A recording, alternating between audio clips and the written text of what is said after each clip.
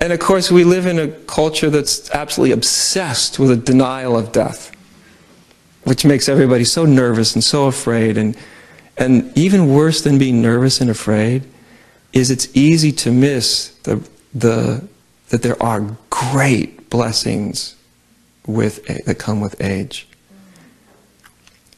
That certain things fall away that are wonderful. You're thrilled to have them fall away. Certain obsessions, certain, wondering. Some people falls away, but some people it doesn't. You stop worrying about what people think of you.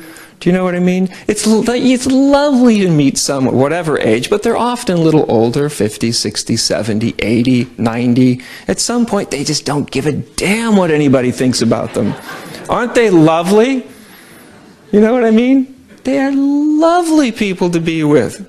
They don't care one hoot what you think about them, which makes them so approachable, so lovable, so deep and so rich. And there's many things that even the physicality becoming less robust and stuff. Of course, there can be many difficult challenges with that, but there's a lot of things that happen with that are extraordinarily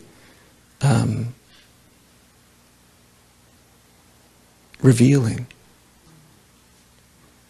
Unfortunately, in our culture, we've lost what many of the more traditional cultures had. They're losing it too, but certainly had at some point, which there's the realization that, in many traditional cultures, the people of wisdom were thought to be the elders.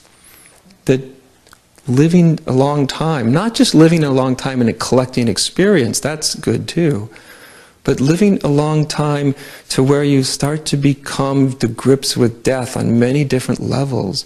You become less attached and less attached and less attached and the less attached you become, the more wise you become.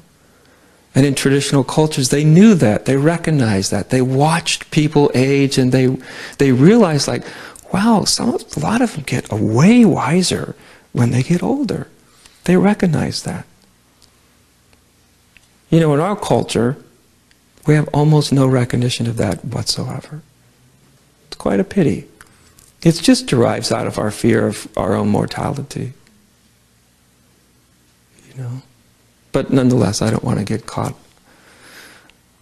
You could go in so many directions with this. Okay. But certainly, enlightenment is absolutely intrinsically linked with death. There is no deep, lasting liberation without death, without dying before you die, without the psychological self giving way. They're intimately linked. You don't get one without the other. They're absolutely linked together. That's why I'm bringing it up. That's the importance of it. And you can't make it die.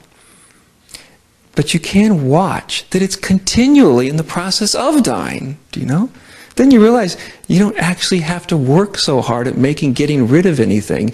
You just watch and notice that its tendency is to get rid of itself. And then you'll watch your conditioned self try to keep that from happening.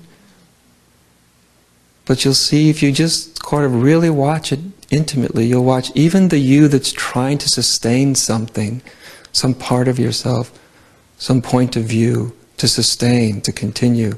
Even if you watch that, that wears out. That can't go on indefinitely. In fact, it can't go on very long if you're really, really watching it.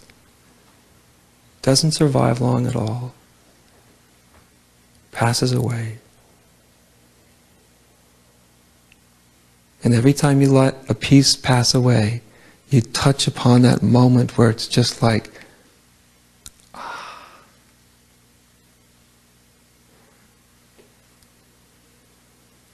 freedom. Oh. Until you try to own the freedom, and then it's like, oh. But then you notice that, oh yeah, it's sustaining itself, trying, oh yeah. And you just watch that, and it gives way again. It just dies, because it's the nature of everything to die. You don't have to kill it. It passes. Oh, again, freedom.